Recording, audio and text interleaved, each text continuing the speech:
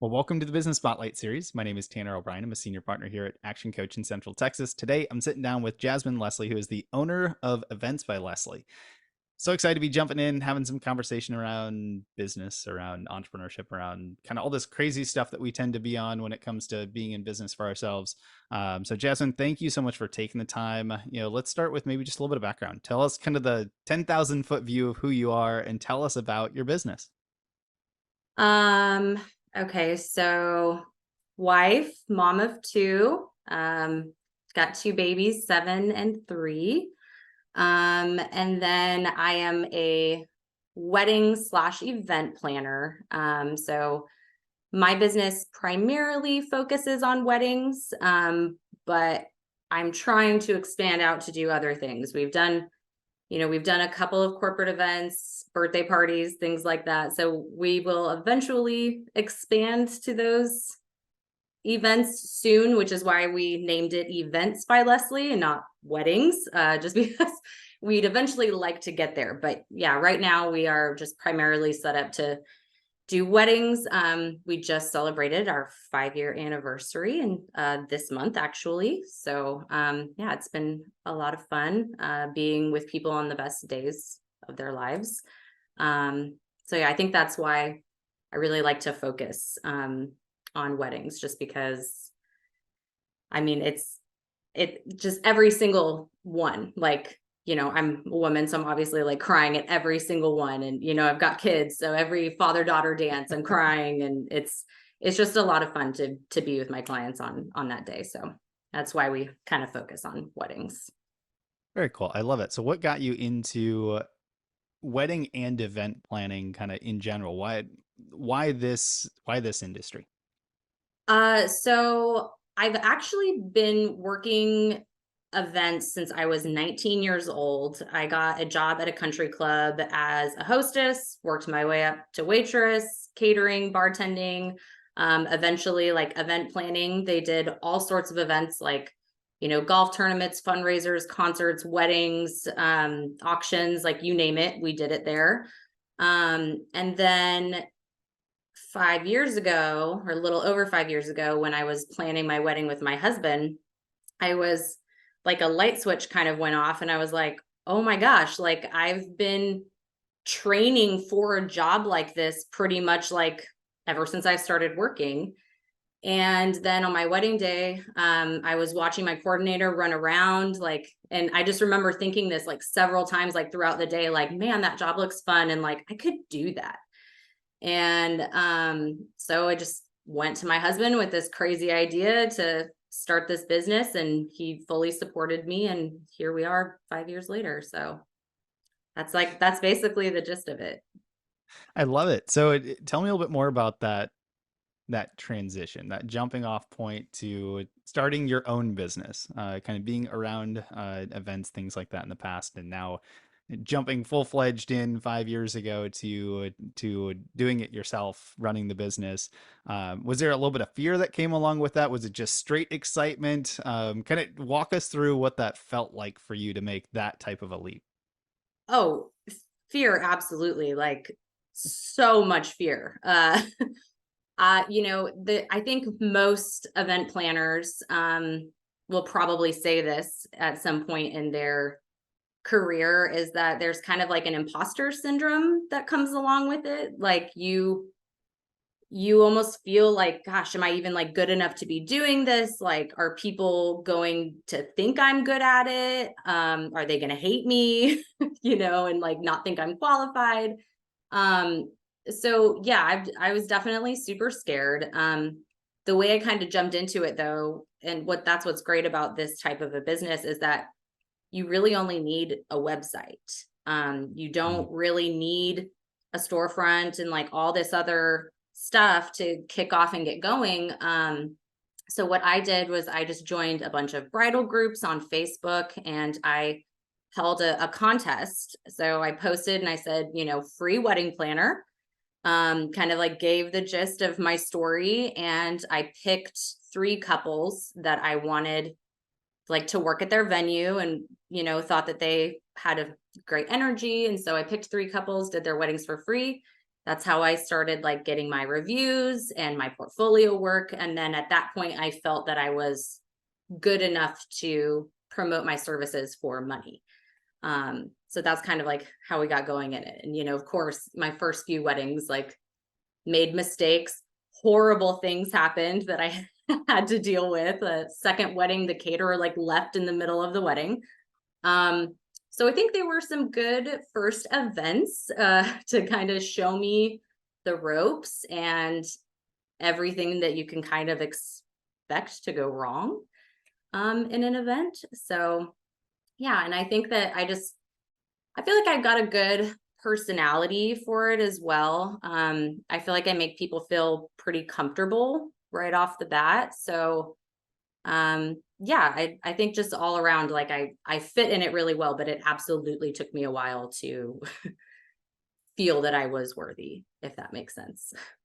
Absolutely. I love that. And that kind of gives really good context for, I'm sure, what many entrepreneurs feel when they take that initial leap and doing something that is a little bit new, right?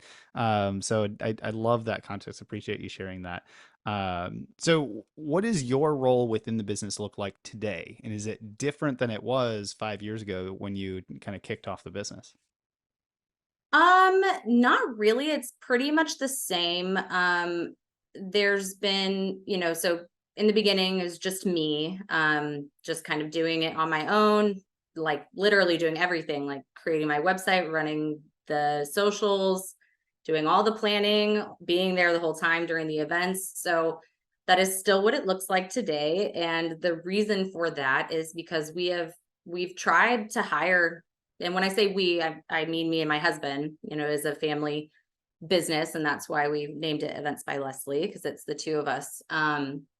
So he helps with some back end things, but mostly it's just me. And we've tried hiring other people, but when it comes down to it, like, some of these people haven't been reliable, or they have moved away and can no longer help us. And so kind of just realize that, if you want to get something done, you have to do it on your own. I think eventually we will bring other people on. We just haven't found the right fit as of yet. So, Excellent. So when you get to that point, you find some of the right fits, and you're able to bring some additional people onto the team. What are some of the roles or the hats that you currently wear that you're excited to be like the first ones that you take off or allow them to kind of take on as their responsibilities? uh, probably like the emails. I would love to eventually have an assistant to be helping me with all the correspondence. And like, because with my job, it is a lot of contact, a lot of emails, a lot of like confirmation conversations with vendors and clients and all of that. So I'd really love to kind of like transfer that onto somebody else, just so I can kind of like focus more on the design aspects and, like, being there on the wedding day. I do like hire some assistants sometimes to help me during the actual wedding. Um, but more oftentimes than not, I feel like I could just kind of handle it by myself. So, yeah, but I definitely think like the back end, like, correspondence, and then like, I'm terrible at running the social medias. Like, I maybe post stuff once every few months. So having someone that kind of has like that eye and that knack for something like that would also be extremely helpful. Because, that's nowadays, that's a very important aspect of a business. So, Yeah, especially in a business like yours that I imagine has some visual components to it, when you can kind of see what events look like and things like that. Yeah, definitely a an opportunity there. So if there's anyone that's watching this later on and you think you might be a good fit, reach out to Jasmine here. And so let's talk a little bit more about the business. You mentioned a little bit on, it's heavy on weddings at this point. You're focused on maybe adding in some additional corporate events, things like that. So I always like to just kind of ask as a general conversation piece, I guess, is who does your business serve? And the way I like to frame this up is, if I'm in the audience and I'm listening to this later on, how do I know that I might be a really good fit, or I might know somebody who'd be a perfect fit to come work with come work with you? I mean, really anybody who is in love and getting married and looking for a fun, chill wedding planner. I always tell my potential clients that I'm never going to be like that watch tapper, and kind of moving you along throughout the day like a little soldier, and like sticking to my timeline like crazy. It's very much like a relaxed, like, friendship. I actually always tell my clients too, like, we are going to be friends after this because it is such an intimate process, like, that you're letting me be a part of. This is your wedding, this is the best day of your life, and I'm the person who you're going to see and talk to the most. So basically anyone that feels like they could connect with me and that would want me to be there with them. Like, obviously everyone has different styles of doing things. So I know I might not be the best fit for everyone. And that's why it's so great that we have such an abundance of wedding professionals in the Austin area. Um, my mentor, Abby Cole Hillis, she has always told me, um, community over competition, that there's enough business for everybody. Mhm. So I really try to kind of keep that in mind, whenever someone tells me, oh, we're going to go with a different wedding planner. And, that's great. I never get upset. Like, that's wonderful. If that person is who you connected with the best, then that is absolutely who you should choose. So yeah, just once again, anyone that feels like that they want to be with me all day and that can connect with me, like that, those are absolutely the people who are going to fit the best. And people who want to have fun also, because, I'm really loud and like to joke, and I'm a hugger. So, people who don't like hugs maybe wouldn't be the best fit. I love it. So let's talk a little bit about marketing. It's a topic that I always love to ask at least a couple questions about because it's important and vital to every business that's out there. Doesn't mean that it's always the simplest one to execute upon for most businesses. So I like to just kind of find out what's worked, what hasn't worked, kind of different experiences along the way. Um, so let's start with maybe just kind of a general question. When you look at the past 5 years or so, what has been your philosophy on getting the word out there about what y'all do? And how do you kind of get that piece out to those ideal clients that you want to work with? I think that just building relationships with your vendors is going to absolutely be the best marketing that you could ever possibly have. That's where most of my clients come from. Just people who I've worked with, who I've built a good relationship with, who know me, who know I'm reliable, that I'm nice, that I'm always going to be on top of everything. I think that that's probably the best. I've also had really great luck with Wedding Wire. I pretty much with them, like, if you at least book one client, you are going to pay for your subscription. And if you get two, then you've made money. So I've had really good luck with that platform as well. Um, so yeah, I think that those are the two main ones that I've had the most luck with, and felt that they were the most beneficial and worth the effort, if that makes sense. I like it. So on the flip side of that, then, is there anything that you've attempted or tried marketing wise that just didn't work out the way that you had anticipated, um, or just kind of some lessons learned along the way of making the choices that you've made for marketing work a little bit more effectively over time? Oh, that's a tough one. Not not really. I feel like I have utilized my wedding community and really asked opinions on things, like the bridal expos and this subscription with this magazine or this one. So I have just listened to what people have told me, and so I've steer cleared of things that they did not think would work for me. Um, so yeah, not really. I feel like everywhere that I have like advertised, like, is beneficial and gets me business. So yeah, I don't have a good answer for that one. Well, I think there's some really good answers within that. I mean, listening to others who maybe have gone through it or experienced some things in the past and being able to take some of that advice is in itself a really important piece for, I guess, the audience. If you're listening to this, listen to others who have gone through things. It's really important. Yes. That can save you a lot of time and headache as going through, and especially in marketing where it's a very test and measure type thing. Not everything's going to work for every industry. You got to test different things that are going to work for you. And Yeah. in that testing, there can be some frustration that comes out of it. But when you can learn from others along the way, it speeds up that process. So let's talk about the future. What comes next as you look towards the next 3 to 5 years? So as you look for the next 5 years in the business after completing the first 5 years, where do you see things going? What are you excited about? How does your role change within the business?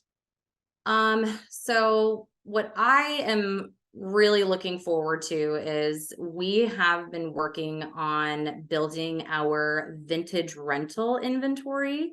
I don't know if you've noticed, but the Austin wedding scene is very into vintage. And there's a lot of really amazing companies out there that I could never possibly compete with, like as to the scale of which they have, like the inventory they have. But I love like going to vintage shops and like trying to find little things that like I can rent out to my clients that they can use and incorporate into their wedding day. So um very much looking forward to kind of like adding more of that aspect into our services. We are also currently looking for a storefront where we can display everything and have our clients come to our space and sit down and speak with us. When you're not a larger company with a lot of employees, it's kind of harder to get that. So I think what I'm most excited about is like having a little office space with a desk, couple chairs in front of it, all of our rentals like around, and then we can display the things that we have. Like we have vendors sending us samples all the time. Like I have samples for different invitation places and bridesmaid dresses and linens. I have all this stuff that's just sitting in my house, and I would love a place to like display it. So I think that is what I am most excited about is getting some of those awesome rentals and then like having a place to display everything and a place to go to work every day and have people just kind of pop in as they please and kind of look around. That I feel like that will be when I finally feel like I've really arrived, is when I have that. So That is cool. I love the vision for that. That just sounds exciting and fun, and I can just like picture a storefront that has all that.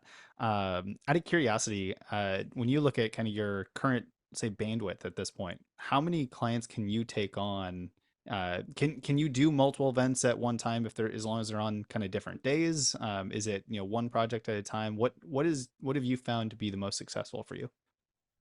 yeah, so that is one of the many struggles of being an event planner is juggling everything and all the different clients. So since it is just me, I try to kind of keep my year limited to about 20 to 25 weddings a year. Um, we try to never do double wedding weekends, and that's just because I feel like my clients deserve my all for their event and not a split focus between one day and the next day. I am also incredibly tired after an event and I need like a whole day to recoup. And so it's just not fair to that second couple. So yeah, that's why organization in this industry is very, very important. So we have two different portals that we use like to kind of keep all of our documents and all of our couples like separated. And that's another big reason why we ask that everybody contact us like via email. So everything is in writing. I'm able to kind of go back to it and look at it. And because, it's like when you're planning 20 different weddings at one time, like things can kind of get mixed up. And it always seems like I have like 3 couples with like the same name, like every year. Like this year, I have clients named Caitlin and Jack. And then I also have a Caitlin and Jake. And I'm just like, oh my gosh, like I need to make sure I don't ever mix these up. And then like one year I had like 3 Ambers, and the next year I had like 3 Megans, and it always seems to kind of like turn out like that. So yeah, just organization is key with keeping everything separate.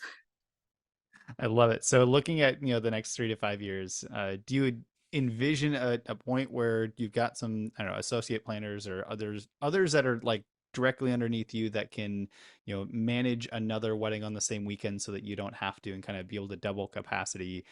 Is that part of the vision, or is it kind of keeping it, on the smaller side, more intimate, more focused on kind of your relationship with them? What do you see kind of from that standpoint? So that is absolutely part of the vision. And we did try that once with my best friend. And once again, like she was perfect. She did everything exactly the way that I would. She was reliable, but she ended up moving. And so like that dream kind of fizzled out with her departure. But yes, the hope is to be able to find someone that I feel can step into that role and essentially like be a partner with me, like be my equal.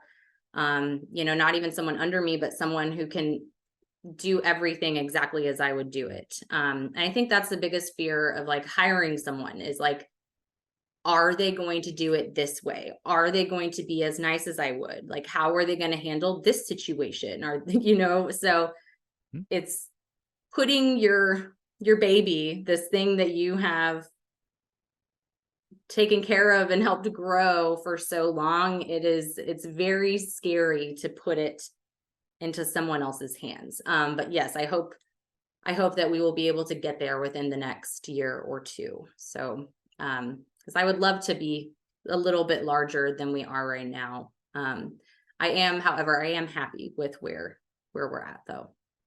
Excellent. I love that.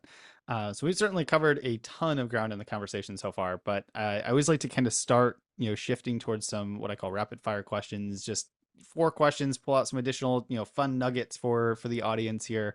So as we move into these here, the first one, when you look at your journey so far from the last 5 years to even beyond that time frame here, what would you say for you is your key to success?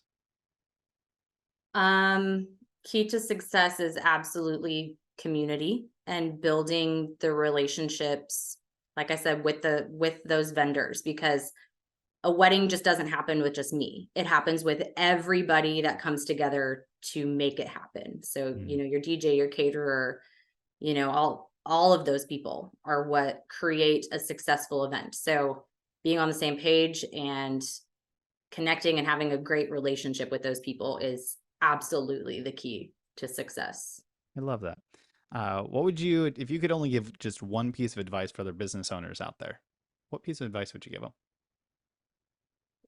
Um, I would have to say just keep pushing through even when it's hard, because it does get hard. There have definitely been days where I have cried a lot from the stress. So just don't ever give up. And if you have a vision, just keep pushing until you get there. I love that. That is really important. What's one book that either you're currently reading or have read most recently that you'd recommend to the audience? Oh, so I am actually currently reading Dolores Claiborne by Stephen King. Um, I love Stephen King books. Love those scary mystery books. Don't know if you've also seen the movie, but the movie is also fantastic. Awesome. I love, just like full side note, I love getting non-business related recommendations when I ask that question. So I totally appreciate that. I can add different things to my reading list. All right, final rapid fire question. This one's just kind of fun. If you had to choose only one area, and you only get to choose one area in your business where you could take a little bit of magic dust and sprinkle it all over it, and you could wake up tomorrow morning and it's 10 times better than it is today, where would you choose to put that magic dust? Oh my gosh. No, hands down, no questions. like all of my my forms and my automatic emails. Like I feel that that is like a never ending project that I'm always having to work on. Like, cause it's, when it comes to wedding planning, it's very important to be sending like those reminder emails and making sure that your forms are covering everything. And it just seems like weddings are ever evolving and you're always having to update things and kind of stay on top of that. So yeah, if I could have magic dust, I would put it on that area for sure. I love the like definite answer to that, that it's so clear that that's exactly where it needs to go.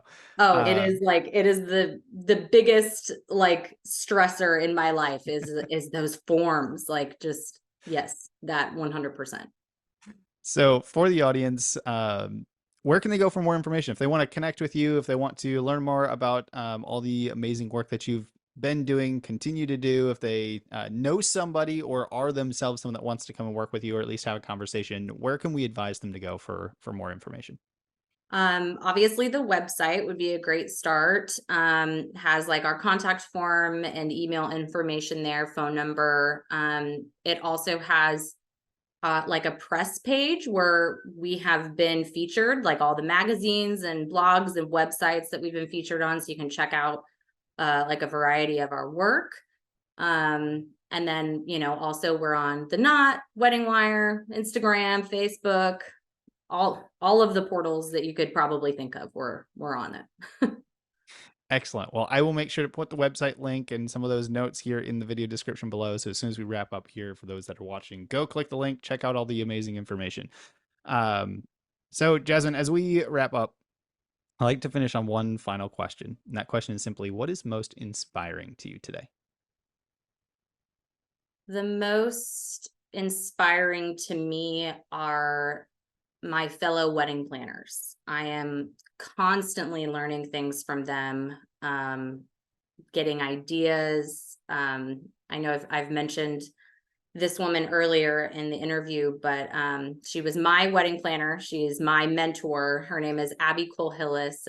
She's with Benevo Events, and she kind of like helped me get going. Every time I have a hard day, I reach out to her.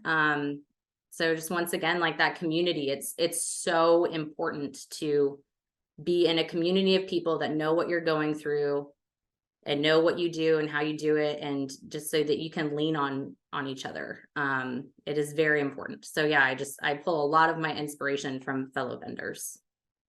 Very cool. I absolutely love that. Jasmine, I want to say thank you again for taking the time to sit down, share a bit of your story, share a bit about the business and all the amazing things you've been doing over the last 5 years. It's been truly a pleasure. And I just want to say thank you again for taking the time. Yes, thank you, Tanner.